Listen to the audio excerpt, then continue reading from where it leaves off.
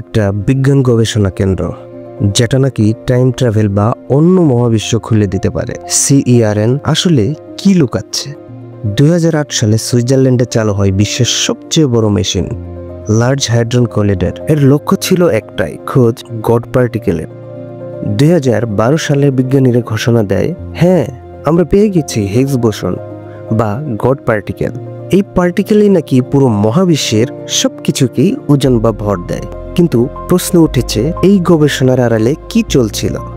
Time portal খুলে ফেলা, বহুমাত্রিক মহাবিশ্বের প্রবেশদ্বার, নাকি অন্য কিছু? অনেকেই বলছে CERN এর এক্সপেরিমেন্টে এমন কিছু দেখা গেছে যা সময় আর বাস্তবতাকে বিকৃতি করে দেয়। তাহলে কি আমরা অন্য কোনো ডাইমেনশনের দরজা খুলে ফেলেছি নিজের অজান্তেই? আপনার মতামত কি কমেন্টে জানান। আর পুরো ভিডিও দেখতে হলে অবশ্যই কমেন্ট করবেন এবং সাবস্ক্রাইব করবেন।